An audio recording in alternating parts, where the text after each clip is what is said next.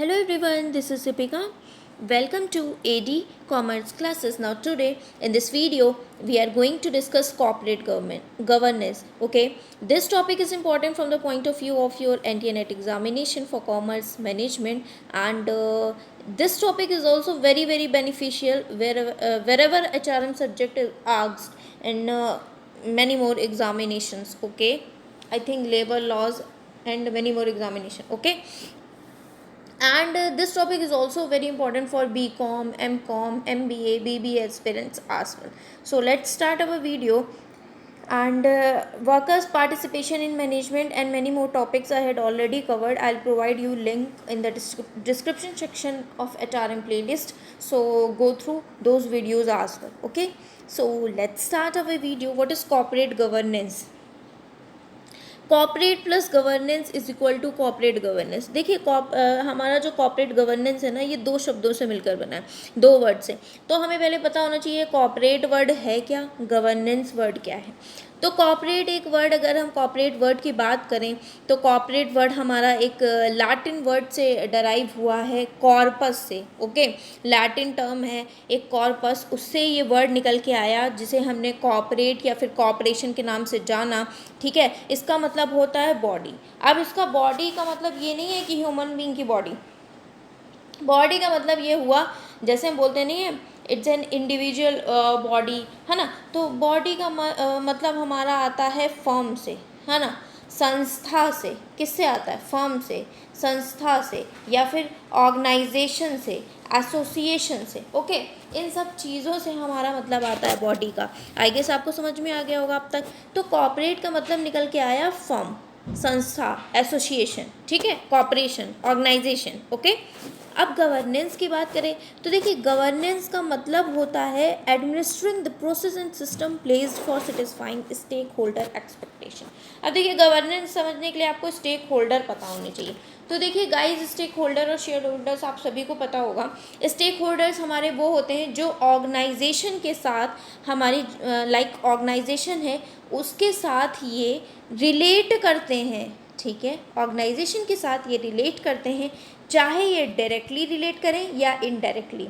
Stake holders are those which related to our organisation either directly और indirectly. Okay, तो क्या लिखा है? Administering the process and system placed for satisfying stake holder expectation. जो stakeholder हैं, जो हमारी संस्था से जुड़े हुए लोग हैं डायरेक्टली या फिर इनडायरेक्टली, उनकी जो एक्सपेक्टेशंस हैं उनको सेटिस्फाई करने के लिए जो प्रोसेस, जो सिस्टम, ठीक है, उसको एडमिनिस्टर करना, उसको देख रेख करना, उसको बनाना, उसको समझना, that is your governance. Okay, उसको मेंटेन करना. ठीक है, अब मतलब ये संस्था हो गई, इसका मतलब हमें समझ में आ गया, ये संस्था हो गई. गवर्नेंस ये मेंटेनेंस का काम कर रही. किसका मेंटेनेंस कर रही है? स्टेक होल्डर के इंटरेस्ट का, उनकी एक्सपेक्टेशंस का. ओके, आई होप अब आपको कॉर्पोरेट गवर्नेंस का मतलब समझ में आ गया होगा.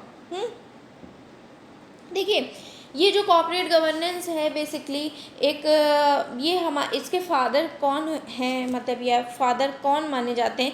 तो बॉब ट्रिकर इसके फादर माने जाते हैं. कौन माने जाते हैं? बॉब ट्रिकर. उन्होंने अपनी बुक में कॉर्पोरेट गवर्नेंस में इसके बारे में बताया. उन्होंने बुक लिखी 1984 में जो पब्लिश हुई. अब अगर हम बात करें ये आइडिया कहाँ से आया था उनके दिमाग में?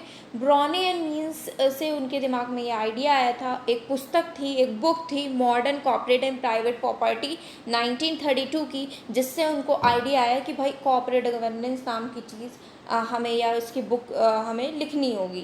ठीक है, या उन्होंने जो भी डिसाइड किया उनके अपने विचार थे. ठीक, इतना फर्स्ट पार्ट आपको क्लियर हो गया होगा ना. दूसरा पार्ट है कॉर्पोरेट गवर्नेंस की. अगर हम बात करें डेफिनेशन को हम ना पॉइंट्स में समझते हैं.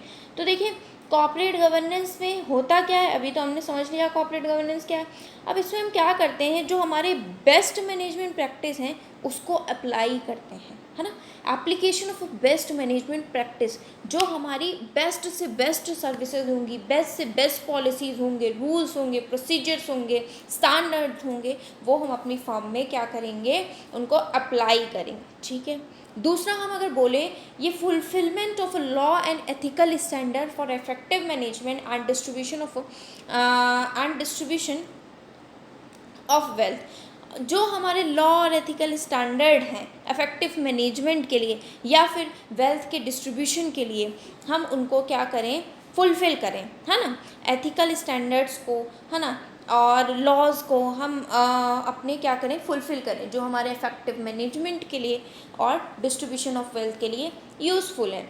फिर अगर हम तीसरे स्टेप पे बात करें तो इसमें ये होता है कि relationship between various stakeholders is maintained in transparent and honest manner. भाई मैंने पहले ही हम लोगों ने डिस्कस कर लिया, गवर्नेंस में हमने स्टेक होल्डर के इंटरेस्ट को प्रोटेक्ट करना है, ठीक है। तो अब इसमें जो वेरियस स्टेक होल्डर्स हैं ना, वो उनसे जो रिलेशन है वो हमें ट्रांसपेरेंट और ऑनेस्ट मैनर में मेंटेन करना है। मतलब उनके साथ फ्रॉड, बायसनेस, धोखाधड़ी, इस टाइप की चीज़ें नहीं करनी है। ओके, आई होप ये भी आपको समझ में आ गया होगा। नाउ ऑब्जेक्टिव्स की अगर हम बात करें तो देखिए कुछ ऑब्जेक्टिव्स मैंने लिख के रखे हैं। क्या होते हैं ऑब्जेक्टिव्स कॉर्पोरेट गवर्नेंस के? To align corporate goals of its stakeholder, मतलब वही है stakeholder, society and shareholders. मतलब हम ऐसे कुछ अच्छे एडमिनिस्टर करें रूल्स को, पॉलिसीज़ को, प्रोसीजर्स को, प्रैक्टिसेस को, स्टैंडर्ड को, जो स्टेक होल्डर के, सोसाइटी के, इस शेयर होल्डर्स के इंटरेस्ट को प्रोटेक्ट करें। क्या करें? इंटरेस्ट को उनके प्रोटेक्ट करें। उनकी जो मतलब जितना वो एक्सपेक्ट कर रहे हैं ना, उनकी एक्सपेक्टेशंस पे हम खरे उतरें।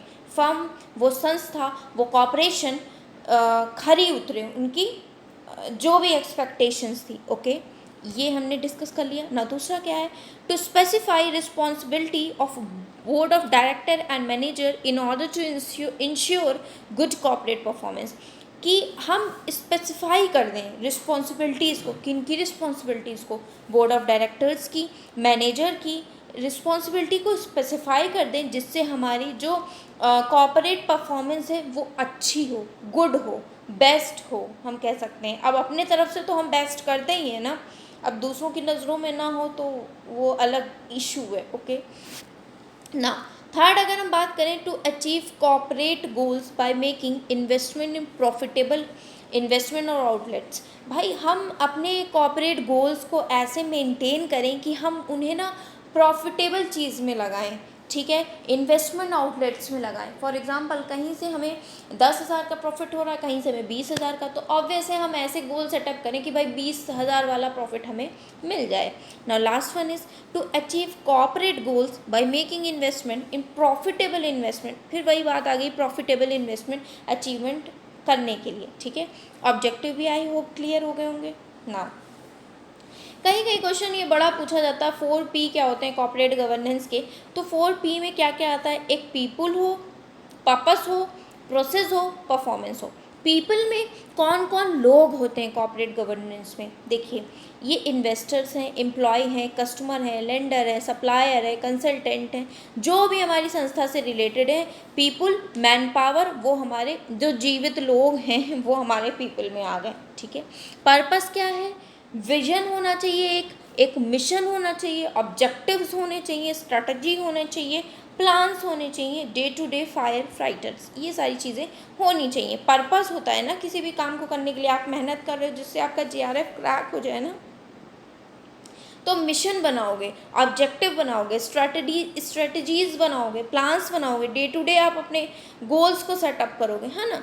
तो अब अगर हम प्रोसेस की बात करें तो प्रोसेस में बिजनेस प्रोसेस होगा, इंटीग्रेशन होगा, organisation, resource, supply chain, energy, risk, compliance management, ये सारी चीज़ें आपकी प्रोसेस में होंगी। ओके, परफॉर्मेंस की अगर हम बात करें तो परफॉर्मेंस में हमारा इवेल्युएशन भी आ जाएगा ना, परफॉर्मेंस को मेजर करा जाएगा, बेंचमार्क सेटअप किए जाएंगे, डाइवर्सिफिकेशन होगा, क्वालिटी एश्योरेंस होगा, कंप्लायंस एश्योरेंस होगा। तो ये सारा एक्सप्लेन करने की मुझे नीड नहीं थी, इसलिए मैंने नहीं की, ठीक है। बट कहीं कहीं आ जाता है तो आप देख लेना। पीपल मतलब लोग जो जीवित हैं, ठीक है। पर्पस, आपका पर्पस क्या है? नेट JRF क्रैक करना। प्रोसेस, आपने कौन कौन से प्रोसेस यूज़ किए हैं। परफॉर्मेंस, आपने बाद में जब एग्ज़ाम दे दिया तो आपका वो इवेलुएट हुआ है कि आपने मेहनत की थी तो आपका क्रैक हो गया, आपने कुछ गड़बड़ी की है तो आपका नेट ही हुआ, JRF नहीं हुआ। तो ये हो गई परफॉर्मेंस। आई गेस आपको समझ में आ गया होगा कॉर्पोरेट गवर्नेंस। मैंने आसान भाषा में आपको समझाने की कोशिश की है। इसके नोट्स ये जो मैंने मेंटेन किया, खुद ही मेंटेन किया आज ही, ये मैं आपको टेलीग्राम चैनल पे प्रोवाइड कर दूंगी। इसका लिंक और HRM की प्लेलिस्ट का लिंक मैं आपको प्रोवाइड कर दूंगी। आई गेस आपको समझ में आ गया होगा। So it was in this video. Meet you in my next video. Till then, stay happy and keep learning, guys. Tata, bye bye. Take care.